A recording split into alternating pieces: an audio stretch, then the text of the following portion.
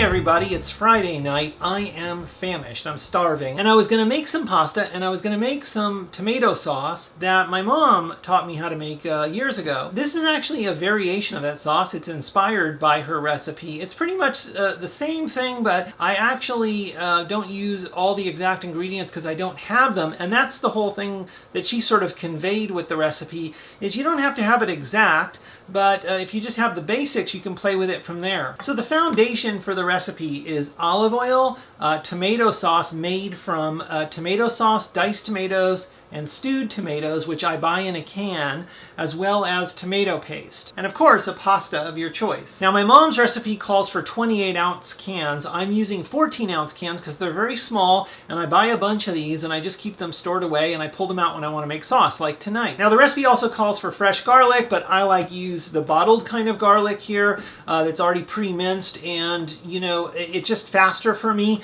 But if you have time, you can use fresh ingredients. Now, the original recipe also calls like for a fresh lemon, but I don't always have a fresh lemon. I sometimes have the bottled lemon, and so I use that. And that's the whole point, is for this to be flexible for people who might be on the go or not have a lot of time, or like tonight, I'm just really tired and it's Friday and I just want to decompress and make some nice food at home. The key with this recipe is you really don't have to follow it to the T at all. All you need is the basic tomato sauce ingredients. With that, along with olive oil and onion, you have the basic foundation to make this recipe. And from that, you can add pepper or not, how much salt you want, and you can just play with it from there. If you're a bachelor or a bachelorette and you don't think you can make tomato sauce at home, that's wrong. You can totally make tomato sauce at home. There's different levels of freshness from home, but using these canned ingredients is just a really great way to kind of create your own sauce and just really enjoy it. First, add some olive oil over a medium heat. After things heat up, add some onions. And we stir these around. We want these to cook until they become translucent. I'd say about 5 minutes or so. Just keep an eye on it. I like to add a little bit of salt as I go. In the meantime, I open up all the canned goods to prepare them to add to the pot. With the onions translucent, what I do is I now add the tomato sauce. Diced tomatoes, whole stewed tomatoes, tomato paste. We just blend everything together, make sure that tomato paste blends in. Now, some of the canned tomato goods that I added have some salt in them, so I'm very careful about how much salt I add going forward, and I usually wait till I get near the end to add any more salt. Canned mushrooms drained, or fresh mushrooms are fine if you have them. Parsley. Now, I just use dried parsley. You can use fresh parsley. I just don't have any, so, you know, it's flexibility here. You don't have to stick to the program with this recipe. When I stir the spices in, I generally make sure I stir them in a little bit, give them some TLC, then wait a few seconds or so before moving on to the next one. Red pepper. Now, the red pepper is pretty powerful. I kind of like it a little on the spicy side, so you can add just a teaspoon or something, or whatever, you know, suits your tastes. 1 bay leaf broken and put in 2 different places. A little bit of lemon juice. A teaspoon or so of Italian seasoning.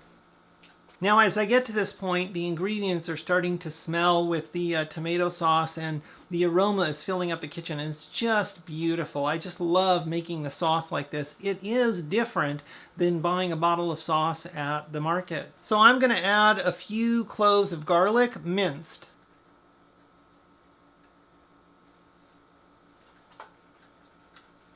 Fresh pepper to taste. Black olives chopped. If it gets a little too thick, I'll add some water as I go, and the water just reduces down anyway, so if I add a little too much, I can just let it cook a little longer and that water will evaporate. So when I see the sauce start to bubble, I try not to let it bubble too much, and I reduce it to a simmer so it'll slow cook for a longer period of time without overcooking. Now what we do is we let this simmer for a little while, and in the meantime what we're going to do is cook some pasta and get ready to use the sauce.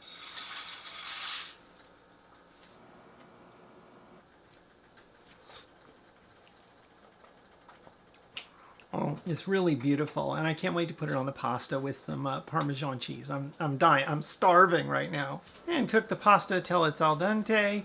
So here we are. Pasta's ready. Sauce is ready. We have Parmesan cheese and a little bit of parsley to finish it off there. Let's give this a try right now and see what it's like. So what I'll do is I'll just take a little bit at a time here and just put this out. Oh gosh, I just spilled some there. That's not good.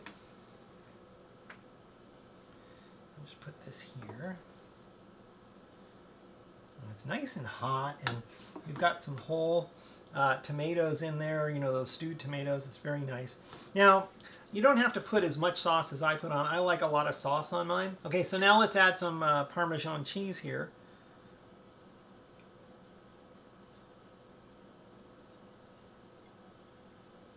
And I like a lot of cheese, so.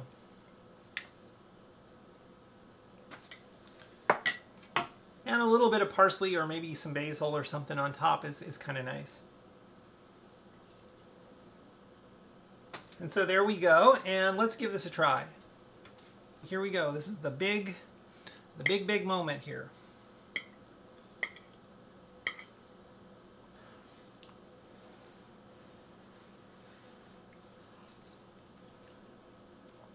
Oh, this is so good. I love this sauce. This is so good. Now, we need one other thing here. Pinot Noir.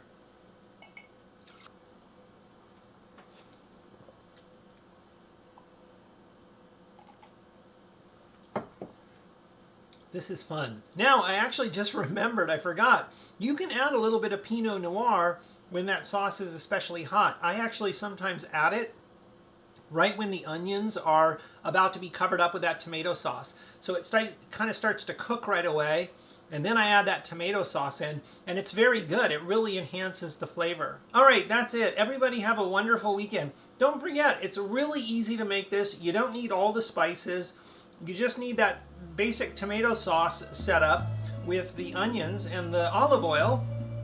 Once you create that, add the spices that you have or you want. Another thing is you can take this stuff, put it in Tupperware, and freeze it in the freezer if you're not going to use it all right away. It'll be there for you when you want it. Don't forget, it's really easy to make this. If you don't feel you're a chef, but you're a bachelor or bachelorette, don't hesitate to dive on in, buy those cans, and make yourself some tomato sauce at home. It's a lot of fun, and it really does have a little taste, you know, if not more so, above the store-bought sauce. And you can add any ingredients you want. You can add fresh tomatoes. You know, that's in my mom's original recipe. She calls for some fresh tomatoes in there and stuff. You can put other fresh vegetables. You can take this sauce and you can cover it on top of zucchini and just have that. I mean, there's a lot of things you can do. You know, another fun thing you can do is you can cook vegetarian sausage, or if you like real sausage, you can do that. I like the veggie sausage from Morningstar, and you can actually cook that stuff up